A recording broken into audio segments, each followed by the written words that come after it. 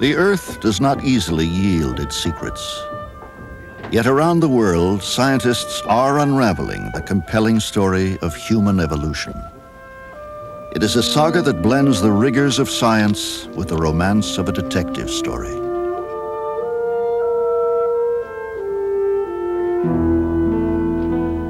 We have only traces that hint at who our ancestors were and how they may have lived.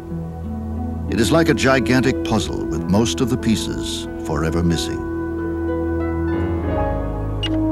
Today, biological scientists may quibble over the details of evolution, but they all agree that evolution is a fact. Animal studies now shed light on why some distant ape-like creature became an upright walker, and how it may have confronted the perils of life on open ground.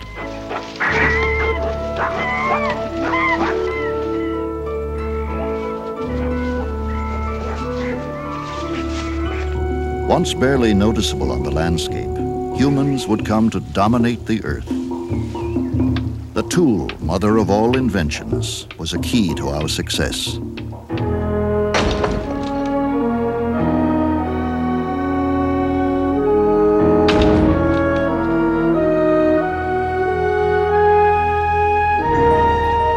Tools chipped from stone helped bring us to where we are today.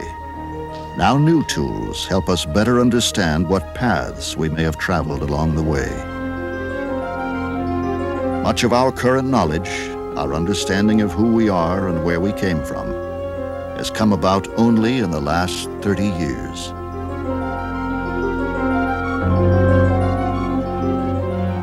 Can we reconstruct the past? Can long silent voices be summoned across the vast reaches of time? Join us as we probe the mysteries of mankind.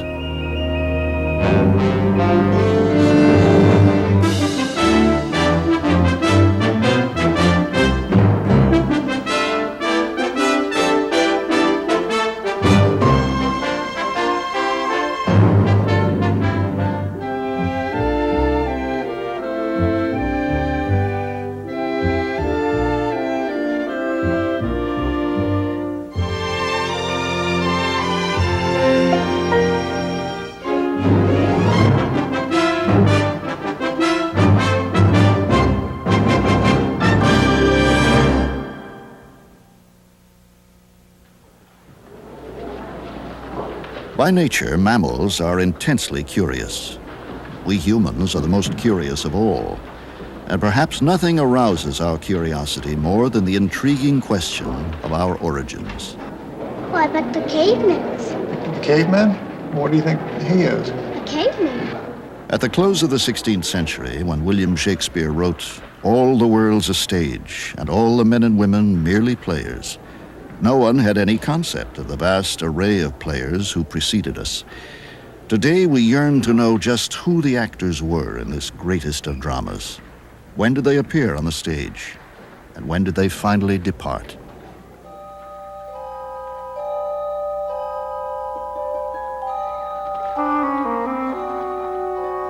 The story is elusive at best, like peering into mists that float above an unfamiliar land. Here and there, through a dusky veil, we think we catch a fleeting echo of some distant call. Feel primordial eyes watching us across the ancestral dark. A thread of kinship surges within us.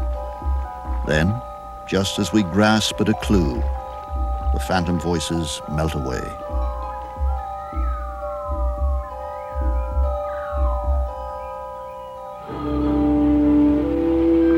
In the early 1900s, the scientific world believed that the cradle of mankind was in Asia. Then, in 1924, South African anatomist Raymond Dart was brought a skull workmen had found in a limestone quarry. Dart outraged the scientific community by announcing that this primitive, ape-like child was a hominid, a member of the family of man. And he said it had walked upright, just as we do. Dart named the species Australopithecus africanus, southern ape of Africa. For more than a decade, DART's only vocal supporter was paleontologist Robert Broom. DART was finally vindicated when Broom, in the 1930s and 40s, discovered an assortment of adult Australopithecine fossils.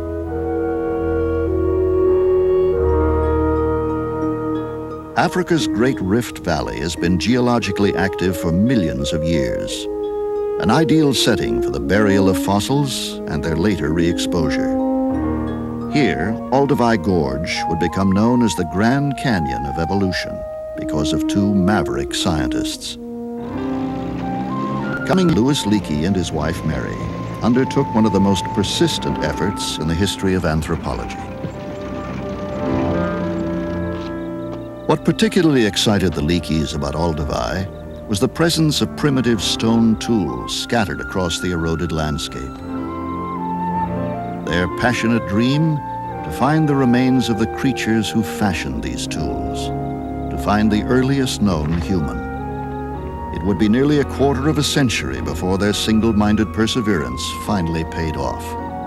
The year was 1959. We appeared to have got what we were looking for. Here at last was a man or a man-like creature, apparently the earliest known man in the world. It would turn out to be a teenaged male, and not a true human, but a more primitive hominid, an Australopithecine. And yet surely, like us, he had cried when hungry as a baby, wobbled his way onto two upright legs, knew pain, love, and joy. Then, in the way of all flesh, he died. The boy died near the edge of what was then a lake. The skeleton is missing, perhaps washed away or destroyed by scavengers. Fortunately, the skull was buried by sediments. Over the centuries, water-soluble minerals turned bone to stone as layer upon layer of deposits buried the skull ever deeper into the earth. Some layers were volcanic ash laid down when a nearby volcano erupted. Gradual geological uplift, typical of the Rift Valley, and subsequent erosion brought the fossil once again to the surface. The odds of finding a hominid fossil are said to be 1 in 10 million. Because the Leakey's fossil was found in a deposit with volcanic ash, it could be accurately dated. Volcanic ash contains radioactive potassium that decays into argon gas at a known rate over time. Human evolution was then believed to begin no more than 1 million years ago. Yet here was a fossil nearly double that age. The scientific world was stunned. Today, the addition of lasers to the dating technique enables scientists to date minuscule samples even more accurately. A single grain of ash, seen magnified here many thousands of times, can produce a date much more reliable than ever before possible.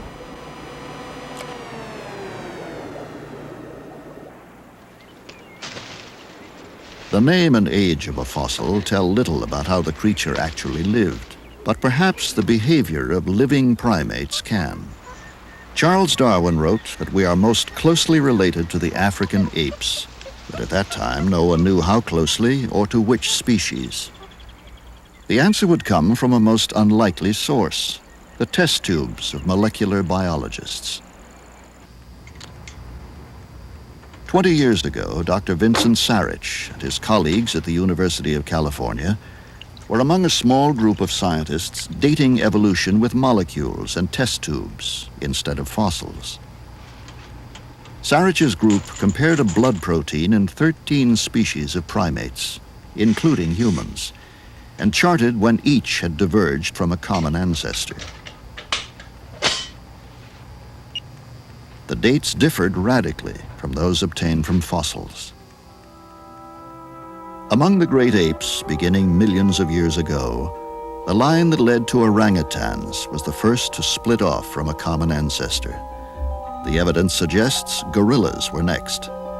According to Sarich, chimpanzees and man may have diverged as recently as 4 to 5 million years ago. Such a recent divergence was almost impossible for many scientists to accept. Laymen were equally reluctant to listen. There is still a very strong resistance to looking at human beings in an evolutionary context, especially behaviorally, because we want to retain a separateness.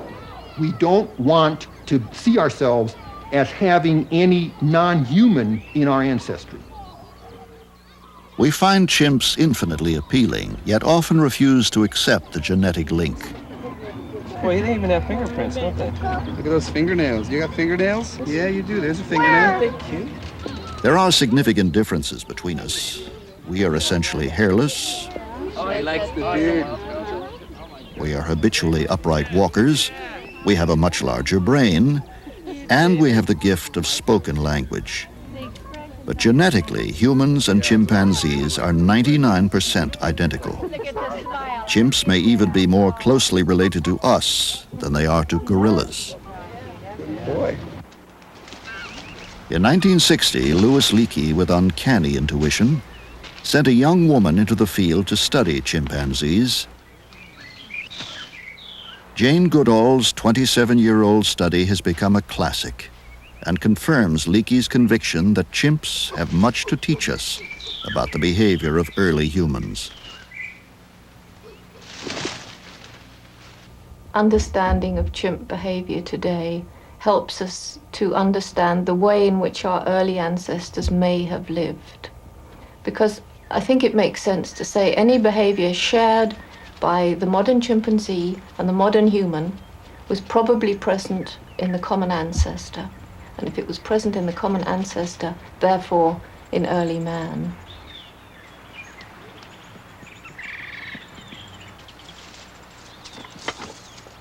A mechanical leopard was instrumental in an experiment with chimpanzees conducted by scientists from the University of Amsterdam.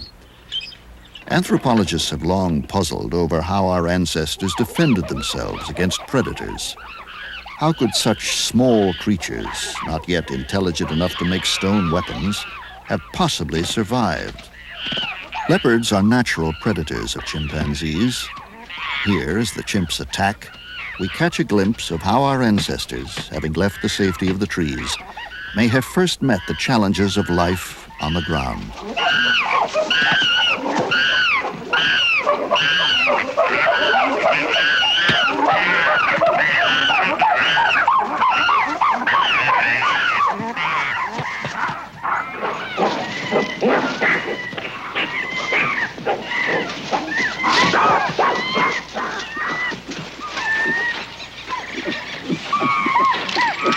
Once the leopard is decapitated, the chimp may not comprehend that it is dead, but it clearly knows the enemy is no longer a threat.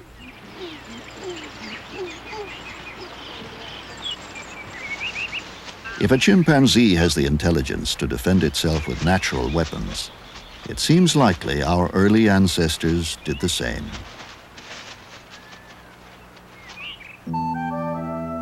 The chimpanzee has never become an habitual upright walker. Why did we? Upright walking is so fundamental we seldom think about it. And yet it is one of the crucial ways we are set apart from all other mammals on Earth. When did our ancestors take that first tentative step out of the trees to brave the vast African landscapes?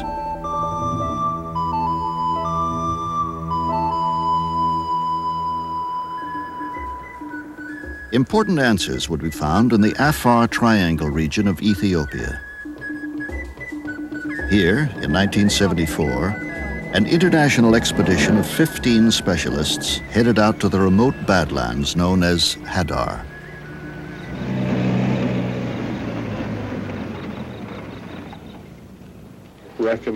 Co-leader of the team, Dr. Donald Johansson, describes himself as superstitious. After 2 frustrating months on the sun-scorched slopes, he woke up one morning feeling lucky, and so noted in his diary. Later that very day, the team discovered bones that made headlines around the world. At the time, the oldest, most complete hominid ever found.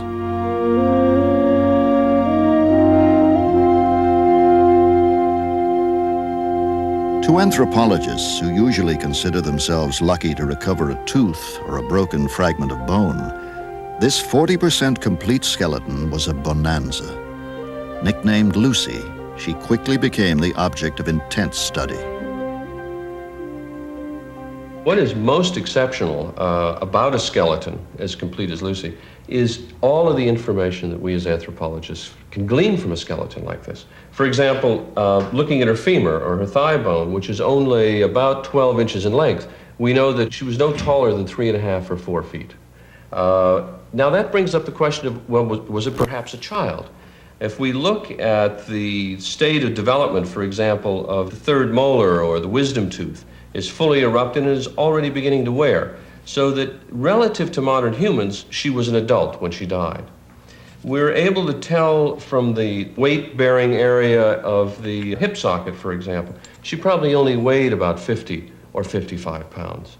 From the size of the brain case, there is enough of the brain case preserved to suggest to us that the brain was very small, about 1/4 the size of a modern human brain. Historically, large brains have been considered the fundamental human trait. In the 20s, when Raymond Dart suggested a small-brained creature walked upright, he had only a skull to work with. Here was a significant portion of a skeleton, a creature with some very ape-like features that walked upright. Lucy had an ape-like brain, a human-like skeleton, and teeth both ape and human-like, a startling mixture of traits, yet clearly she was a hominid, a member of the family of man. Returning to Hadar the following year, the team combed the slopes, hoping to discover newly exposed fossils. They never dreamed they would find anything as exciting as Lucy. But the Johansen luck proved even better than the year before. We have the femur and the foot and the knee. They had come across the first fragments of 13 individuals, possibly members of the same band. They may have all perished together, perhaps in a flash flood. At that spot, those petrified pieces of teeth and bones and jaws and so forth that you're picking up were actually alive. They were walking around on a landscape very different from the one that you're standing in. They were sort of in suspended animation, and they weren't recognized as human ancestors until somebody came along and found them again. It's just too much. It's so exciting. I mean, God. The fossils from Hadar and similar ones from Tanzania represent 35 to 65 individuals. Based on the abundant evidence, Johansen and his colleagues felt confident in announcing an entirely new species. They called it Australopithecus afarensis and put forth the still controversial idea that it is the common ancestor to other Australopithecines who eventually died out, as well as the line that led to true humans.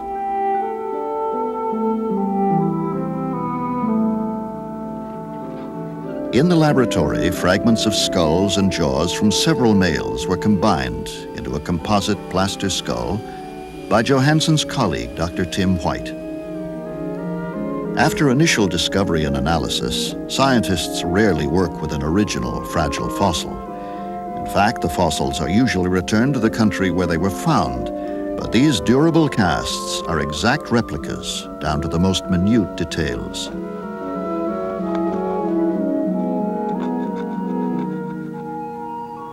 In Alexandria, Virginia, the composite skull begins a magical transformation in the hands of anthropologist turned artist, John Gurche. Gurche has been fascinated with human evolution since childhood. Today, he combines the talents of an anatomist with those of a master sculptor. His workroom is a cross between an artist's studio and a scientific laboratory.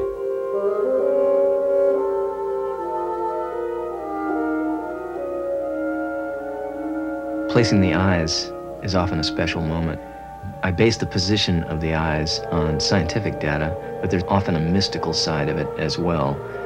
That is often the moment where I begin to feel that I'm being watched by the thing I'm working on, that it is not so much a thing of clay and plaster, but is actually a living being. What I really want to do is get at the human past, and having the scientific data behind me makes it much more rewarding for me, because I can believe in what I'm doing. I can believe that the face that's developing in front of me is very much like the face of the individual that it actually belonged to.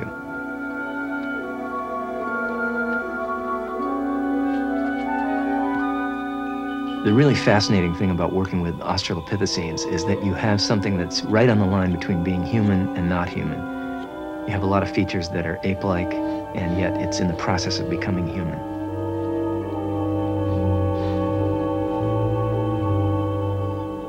The reconstruction will take Gurchi more than 2 months. It is painstaking, arduous work that often continues well into the night. Gurchi has performed numerous dissections of humans and apes to study and compare the muscle structure of each. In fact, he bases his knowledge on this first-hand lab work more than on any text or drawings.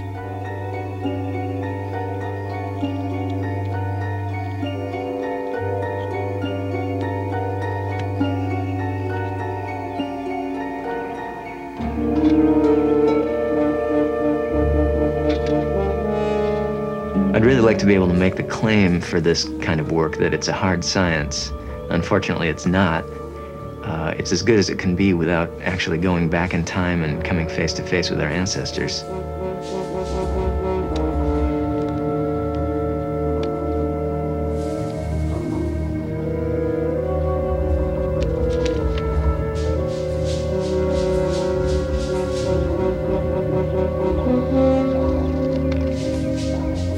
The end result is often a surprise even to me.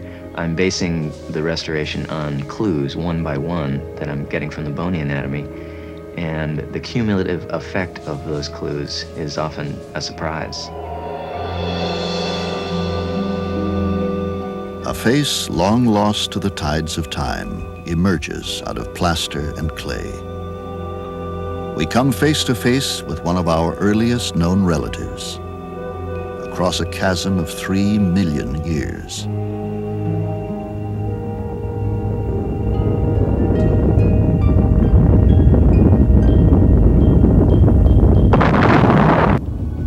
An amazing sequence of chance events created a record unique in the pageant of prehistory.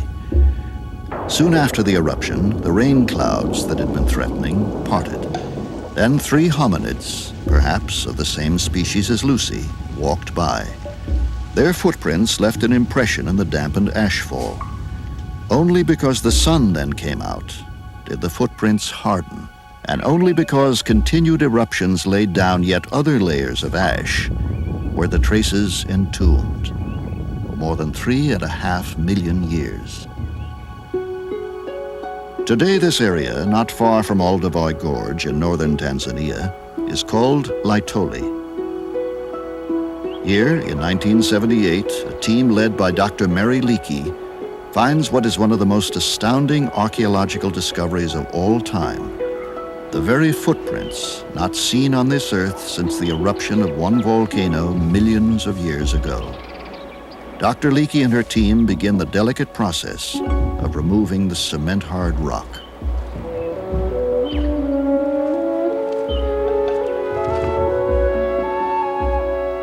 To Dr. Leakey, the prints are more evocative than any fossil.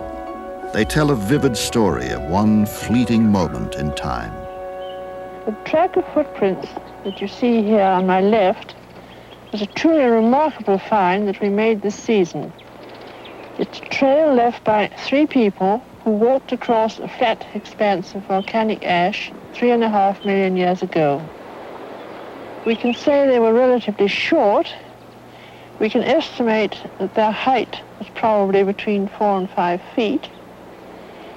We can say they had this free-striding walk.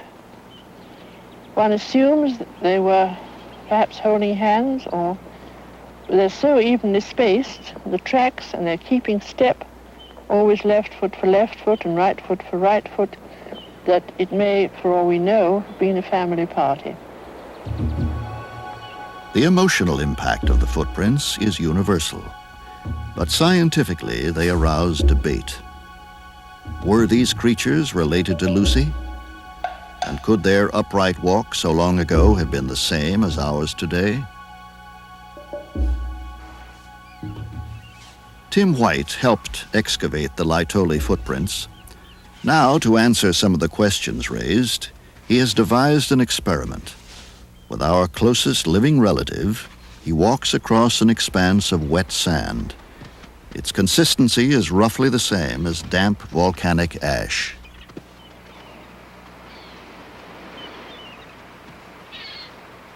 Here we have my footprint with a strong heel strike and the big toe in line with the other toes.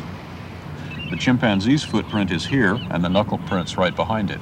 We see the chimpanzee's toe is divergent, whereas the human toe is in line with the other toes.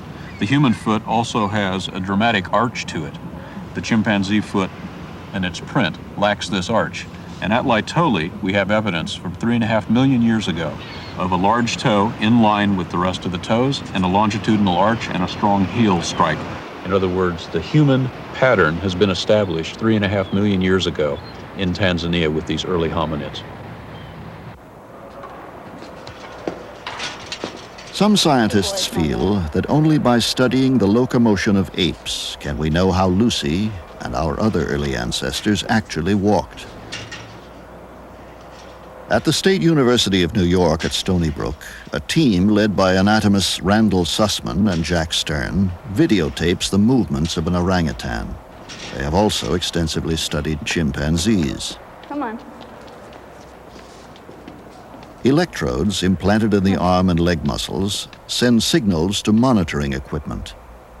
Clothing holds the transmitter in place on the animal's back. That's good bipedalism, Bill. Keep him going.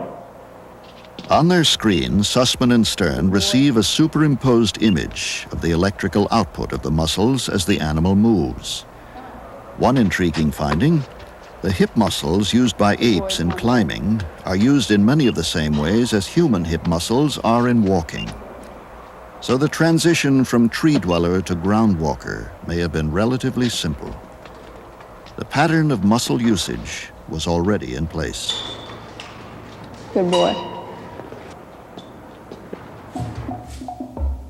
But Sussman and Stern, unlike Johansen, White, and others, believe that these ancestors did not walk exactly as we do, but more like an ape when it walks on two legs. They maintain that those creatures, like apes, still spent much time in the trees and had not yet fully adapted to life on the ground. In earlier days, anthropologists compared and contrasted stones and bones, but could only ponder questions about behavior. Today, they can directly address some of the fundamental issues of our ancestry. How did Lucy and the others live? Where did they sleep? What did they eat?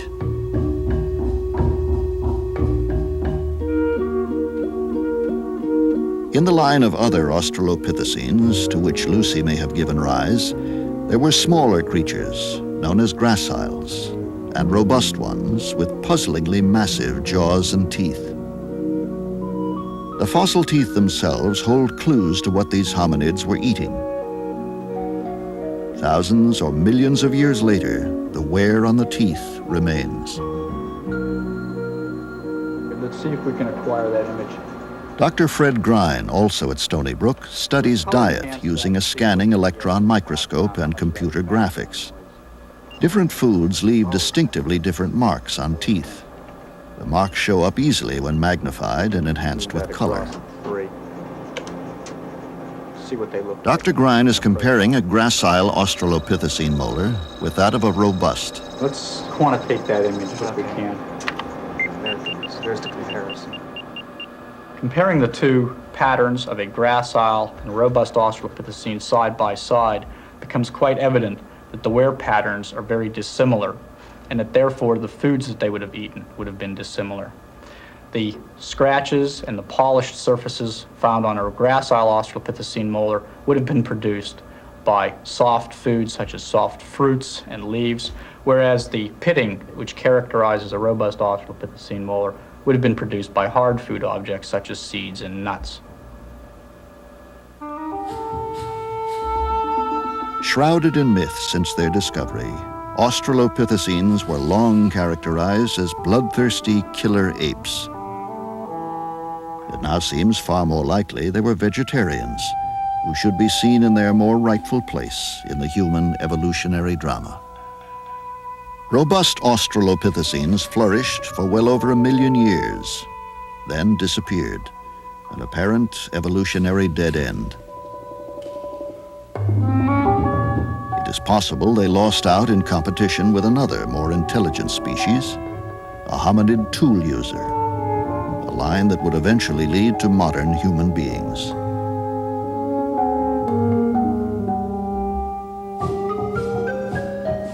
Like the remains of their predecessors, the fossil bones of the tool users are almost always discovered in deposits formed along lake shores or streams. The areas around Lake Turkana in northern Kenya have a record of both human and animal life that is perhaps unmatched in the world.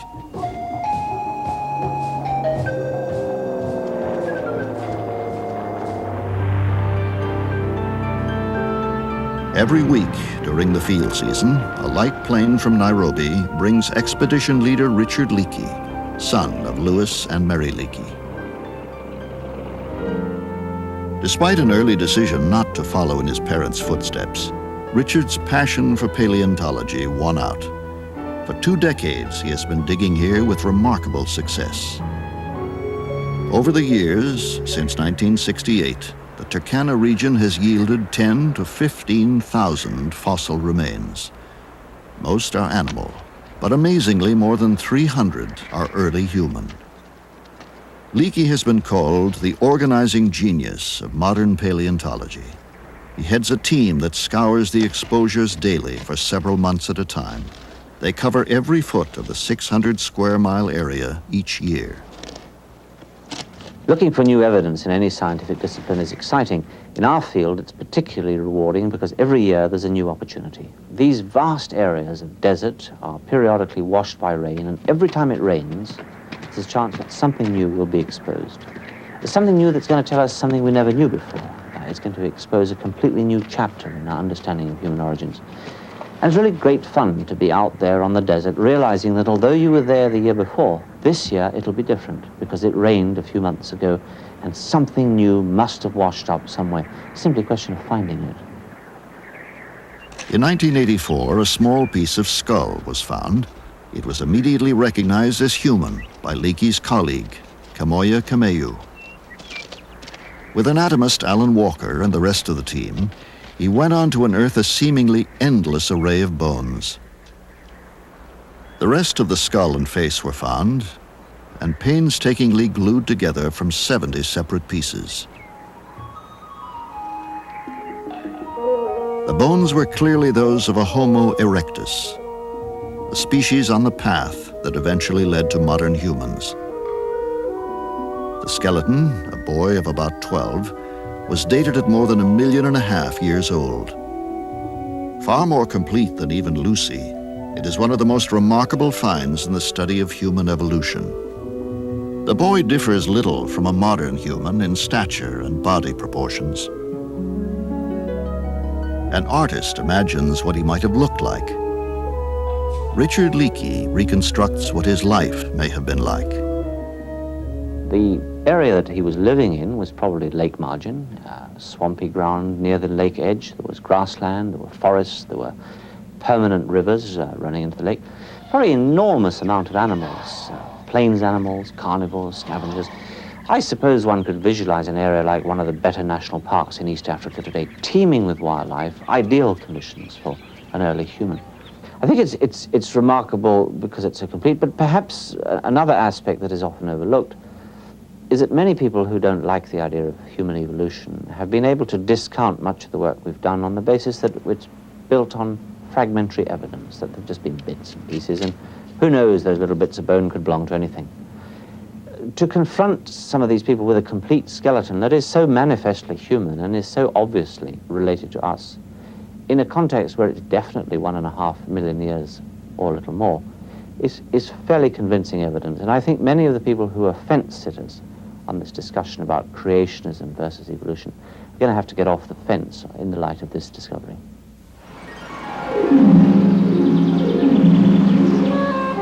A Homo erectus head would have looked very different from our own.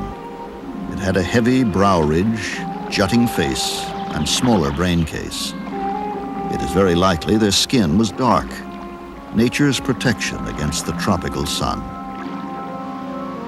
Some scientists believe Homo erectus was the first hominid to hunt.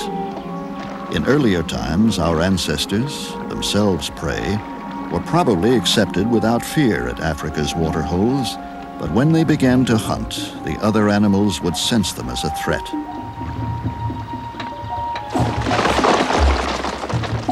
Exactly when hunting began may never be known, but it is clear that the tools made by Erectus were far more sophisticated than any that had been made before.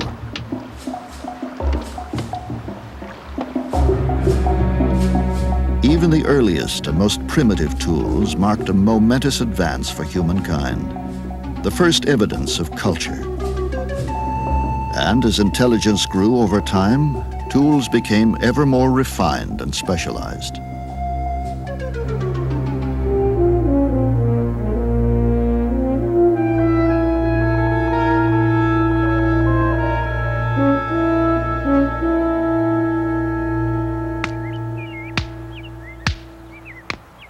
Learning how tools may have been made and used provides a window into the behavior of our ancestors.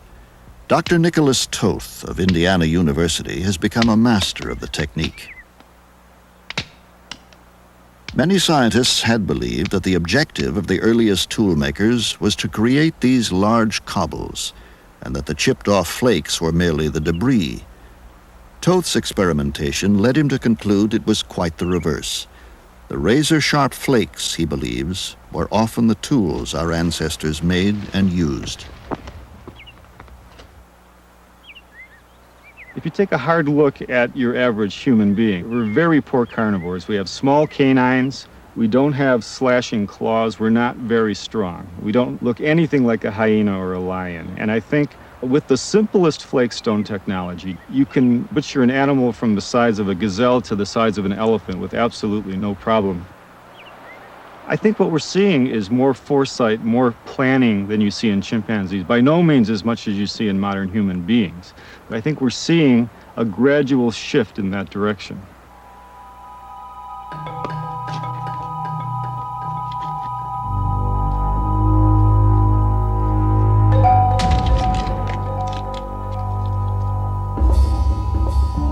Even hyenas will not tackle the biggest bones on a carcass.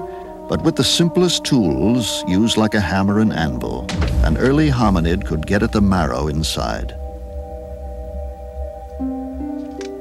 Almost completely fat, marrow is high in calories, essential to a hominid roaming the African landscape.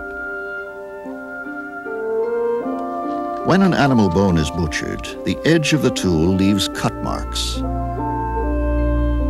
Often ignored in the past, cut marks are now recognized as vital clues to the behavior of early humans. They can tell us, for instance, which animals our ancestors ate, which parts of these animals they may have favored, and ultimately, they may reveal when hominids became successful hunters. In the past, scientists often suspected cut marks were man-made if tools were found nearby. Today they know many factors from the natural world can plant false clues.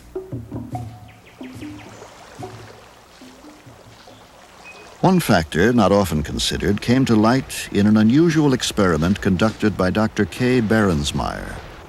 In Asia, she had been puzzled by grooves and scratches on bones 8 to 9 million years old, long before hominids existed. Later, in Africa, she saw how bones frequently are trampled by migrating game herds.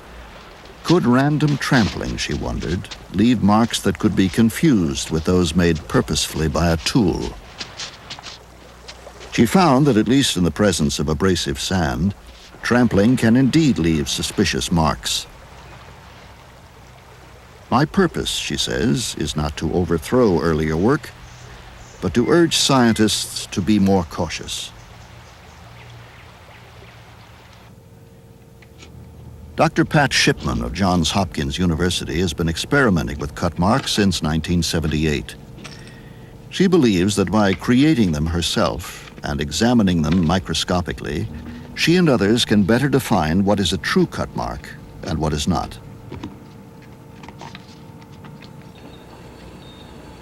Into a scanning electron microscope, or SEM, she inserts a gold-coated cast of the mark she has made.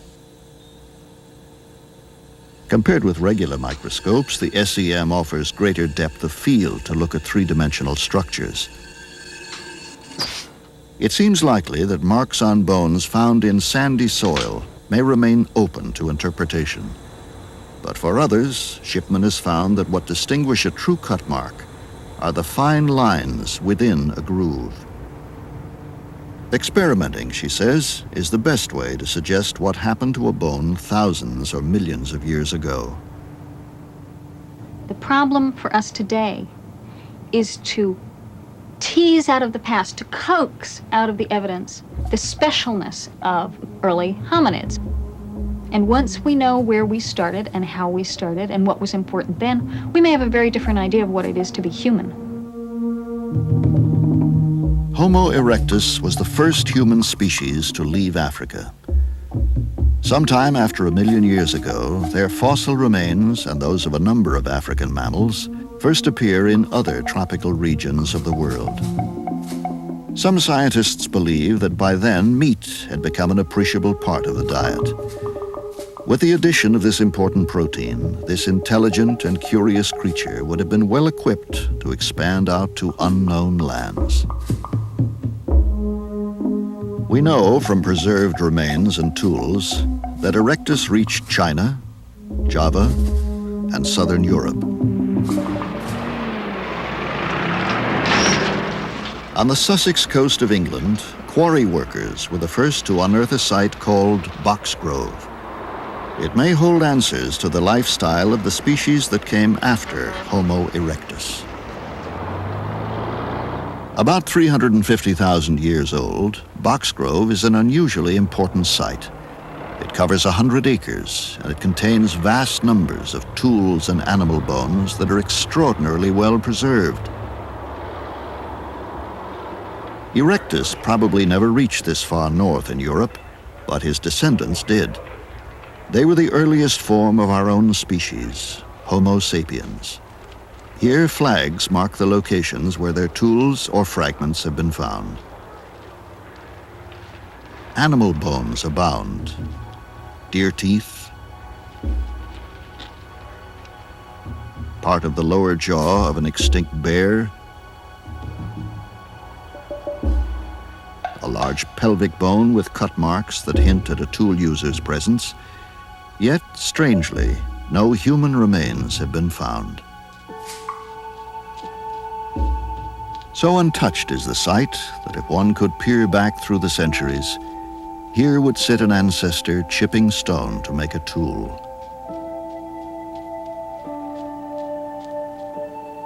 Nearby, what may have been that very tool is held again in a human hand for the first time in 350,000 years. Perhaps it was used to scrape wood, prepare a hide, or dig for roots in the ground. It may have helped kill the deer or bring down the bear. But where is the maker of the tool?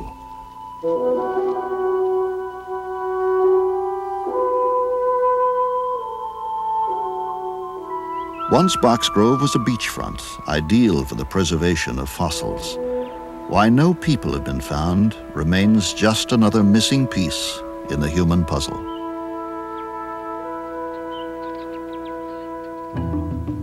These pre-modern Homo sapiens seemingly evolved from Homo erectus. But their exact relationship to Erectus, as well as to the more modern humans who followed, is still unclear. One of the most puzzling of these pre-modern Homo sapiens was Neanderthal. Some scientists think they were a short-lived side branch on the family tree. Indeed, the longest ongoing controversy in paleoanthropology has been, who were the Neanderthals? But there are more questions than answers. We do know the Neanderthals were not the dim-witted brutes so often portrayed by cartoonists. But one characteristic attributed to them is true. They were cave people.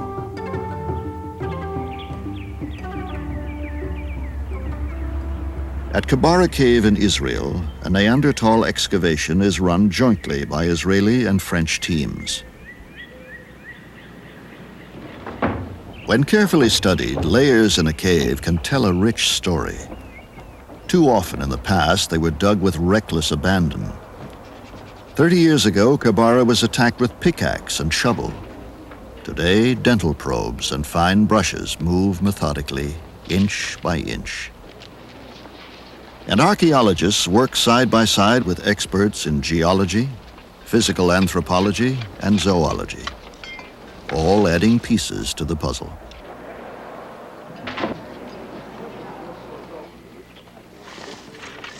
Each pail of dirt is screened for even the tiniest fragment of bone or stone. Each piece will then be washed, identified, labeled, and cataloged. By far the greatest number of finds at Kebara have been these well-fashioned tools. Literally hundreds of thousands have been unearthed. The leader of the Israeli team is Professor Ofer Bar Yosef.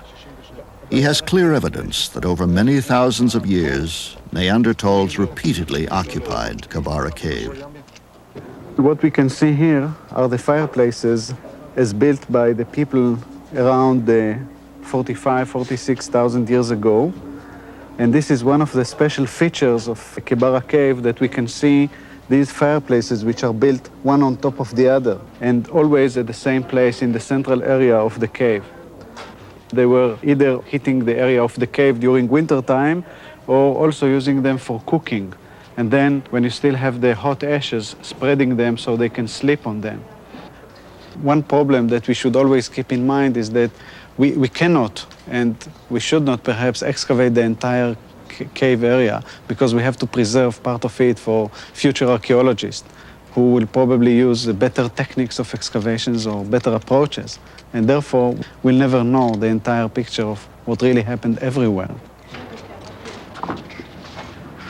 We do know Neanderthals camped in this natural shelter, or at least came here with food, perhaps huddling in groups around the warmth of a fire. We also know some of them died here. Neanderthals were the first people to bury their dead. This skeleton, except for the missing skull, which may have been used in some ritual, is among the most complete Neanderthals ever found.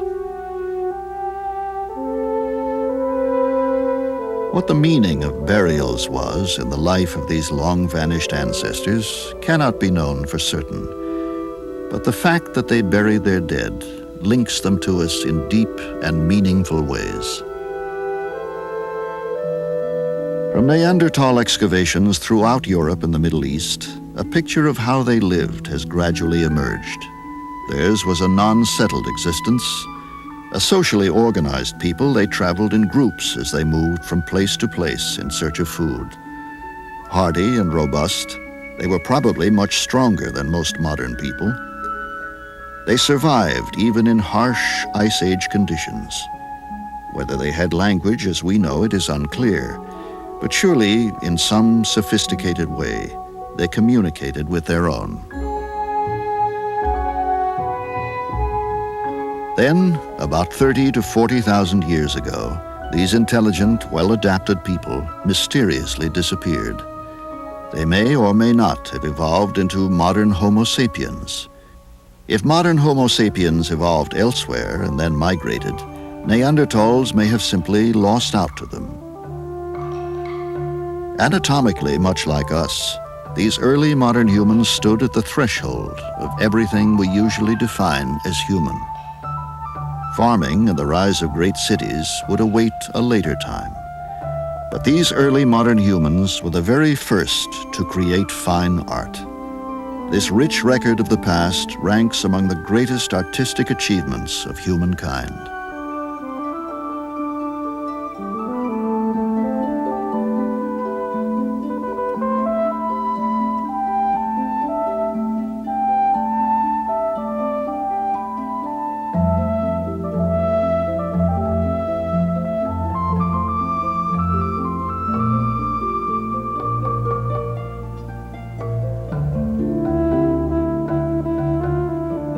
We know these people spread to every habitable part of the globe. But where had they come from?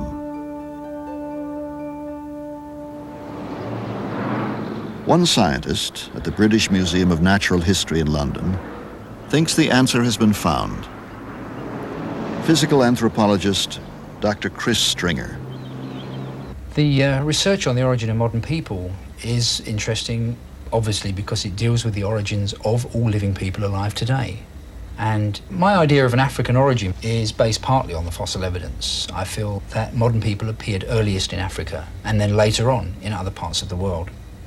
But there is also genetic data, and the genetic data also support the idea of an African origin of modern people. At the University of Hawaii, one of the primary genetic researchers in this field investigates the migration patterns of modern races. Dr. Becky Can believes her research adds rather startling information to the theory of an African origin. All humans who are alive today can trace their ancestry in their genes back to a single female who we think lived in Africa sometime perhaps 200,000 years ago. Dr. Can bases her theory on studies of DNA extracted from women. She traces backward in time one part of the DNA molecule that only females can pass on. The genetic work is supplemented with interviews about the women's maternal ancestry. Could I ask you about your maternal grandmother, your mother's mother? My grandmother was born in August 10th, 1903 in Macau, which is a small colony off the coast of China. Dr. Can has studied Americans of European, African, and Asian descent, as well as Australian Aborigines. By comparing small segments of DNA from these women, Dr. Can assesses the similarities and the differences. The more alike the DNA, the more closely related two individuals are. With a computer, Can suggests different migration patterns over the centuries. If she is right, modern humans, like earlier hominids, evolved in Africa. In Africa, it seems that the evolution of modern people first began, and from there, we all trace our ancestry. So we're all very closely related. And that goes for people, American Indians, Australian Aborigines, Eskimos, Europeans. We all trace our origin to Africa, and under the skin, we are all Africans. Old concepts of human diversity die hard, but certainly we must consider the possibility that human equality is a fact of our evolution, that it's in our very genes. We are all time travelers together, the most recent players in a drama that began at least 4 million years ago.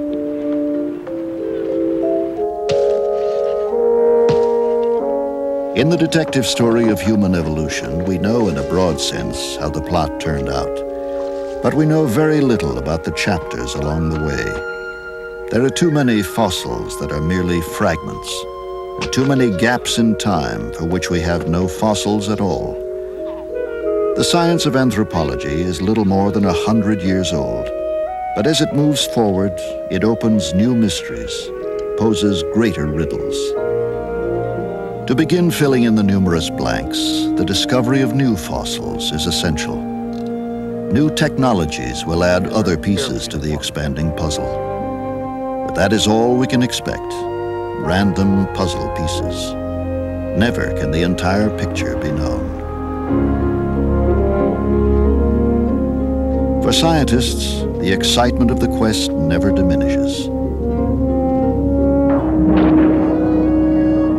And as the rains come again next year and the next, they know that somewhere in thousands of square miles, with a bit of luck, they will find new and even more provocative clues to the ongoing drama of our human past.